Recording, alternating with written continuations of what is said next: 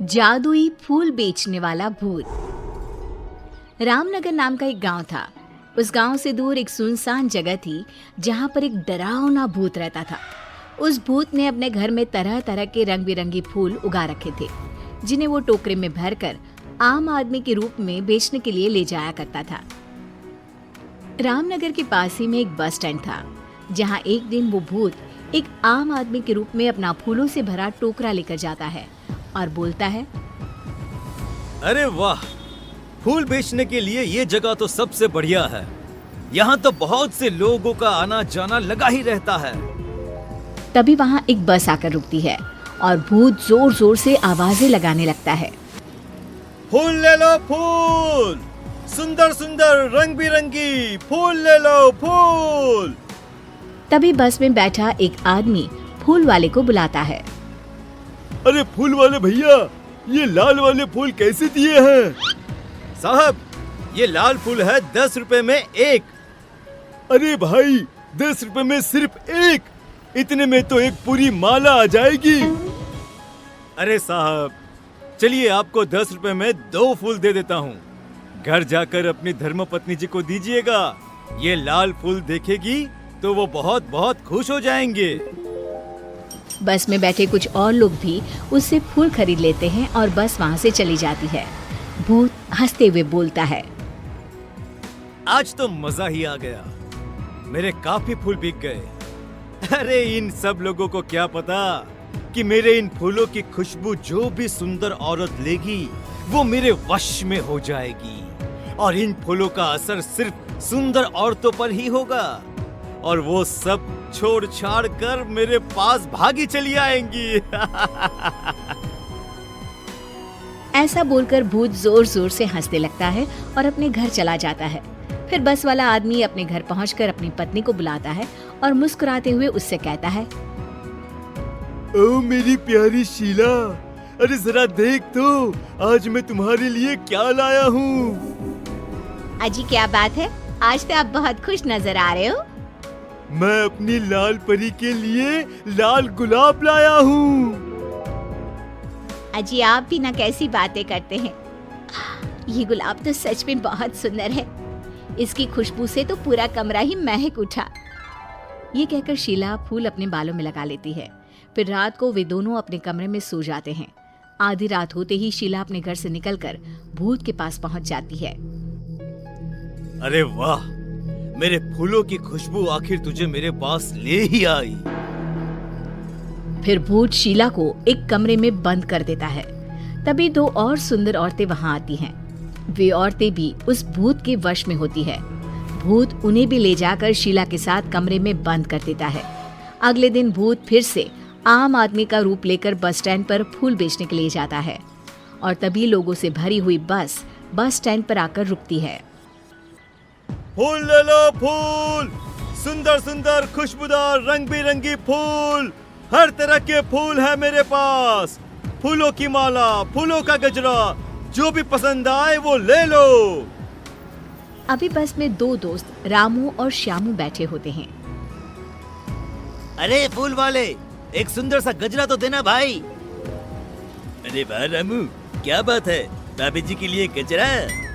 हाँ भाई, तेरी भाभी को बालों में फूल लगाना बहुत पसंद है।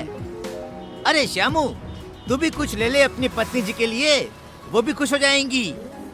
हाँ हाँ भाई, अरे तुम भी एक गजरा ले लो अपनी पत्नी जी के लिए। वैसे भी सुंदर औरतें बालों में फूल लगाकर और भी सुंदर लगती हैं। ठीक है भाई, अगर तुम इतना कह रहे हो तो एक गजरा मुझे भी दे दो।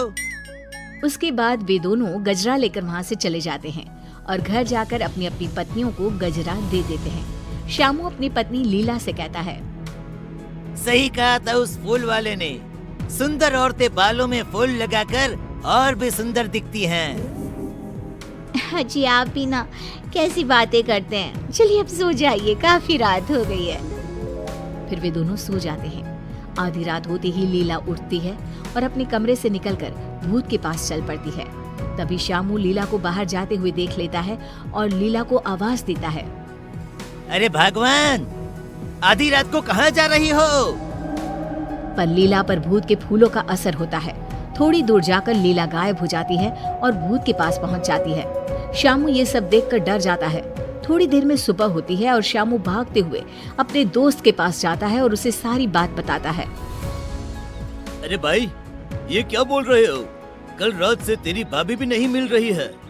जब से उसने अपने बालों में गजरा लगाया तब से वह बस फूलों की बातें किए जा रही थी। भाई, हो ना हो हमारी पत्नियों के गायब होने के पीछे जरूर उस फूल वाले का हाथ है। फिर वे दोनों बस स्टैंड पर जाते हैं और फूल वाले का पीछा करते हैं। पीछा करते हुए वे भूत के घर तक पहुंच जाते हैं और चुपचाप खिड़की से देखने लगते हैं। फूल वाला आम आदमी अब अपने भूतिया रूप में आ जाता है, जिसे देखकर सारी औरतें बहुत डर जाती हैं और जोर जोर से चिल्लाने लगती है। अरे नाश पीटे, हमने तेरा क्या बिगाड़ा है जो तू हमें यहाँ पकड़ कर ले आया है?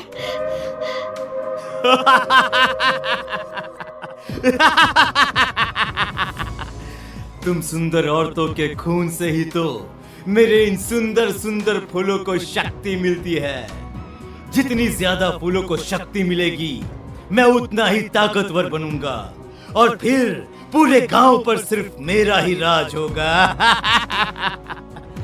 आज आधी रात को ही मैं एक एक करके तुम सारी सुंदरियों का खून अपने फूलों में डालूंगा। रामू और श्यामू ये सब खिड़की से देख और सुन रहे होते हैं। तभी रामू बोलता है। अरे भाई श्यामू, ये फूल बेचने वाला तो भूत निकला। अब हमें इन सभी औरतों को भूत के चुंगल से निकालने के लिए कुछ न कुछ करना ही होगा। हाँ भाई, हमारी पत्नी भी तो हमारे लिए कितना कुछ करती है। आज हमारी बारी है इनके लिए कुछ करने की। ये कहकर दोनों गांव चले जाते हैं और गांव के सरपंच को सारी बात बताते हैं। तभी कुछ और लोग भी वहां आ जाते हैं। उनमें से एक आदमी सरपंच से कहता है। सरपंच जी, मेरी बीवी भी 2 दिनों से गायब है। कहीं वो भी उस भूत के पास तो नहीं चली गई? तभी रामू सरपंच से कहता है। सरपंच जी, मेरे पास एक आइडिया है।